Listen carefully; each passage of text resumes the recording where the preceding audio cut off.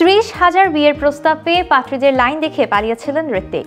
Bollywood superstar Hrithik রোশনের তারুণ্যের সেই উন্মাদ সময় যেন রূপকথার গল্পের মতোই। 2000 সালে কাহো না প্যার হ্যায় মুক্তির পর রাতারাতি জনপ্রিয়তার ঝড় ওঠে তার জীবনে।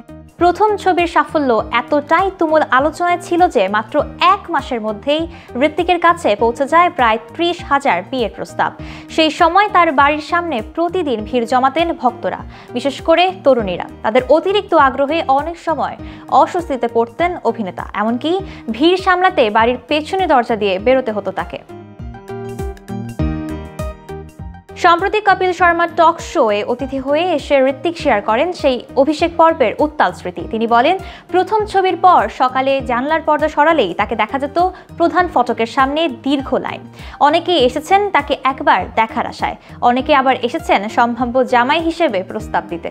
তরুণী, ভক্ত এবং তাদের অভিভাবকদের এই অস্বাভাবিক ভিড়ই তাকে মাঝে মাঝে বাড়ির পেছন দিক দিয়ে বাইরে যেতে বাধ্য করত। সে সময় প্রেমিকা সুজান খানের সঙ্গে দেখা করতেও তাকে এভাবেই পালাতে হতো, যাতে কেউ দেখতে না পারে।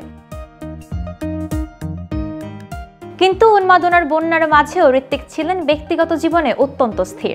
সুপুরুষ চেহারা, নাচের জাদু আর পর্দায় শক্ত উপস্থিতিতে যখন তিনি ভারতীয় তরুণ প্রজন্মের গ্রিক গড হয়ে উঠেছেন, ঠিক তখনই তিনি সিদ্ধান্ত নেন বাল্যবন্ধু সুজান খানকে বিয়ে করার। 2000 সালে সঞ্জয় খানের মেয়ে সুজানকে বিয়ে করেন ঋত্বিক, আর সেই সিদ্ধান্ত তার জনপ্রিয়তায় কোনো নেতিবাচক প্রভাব ফেলেনি।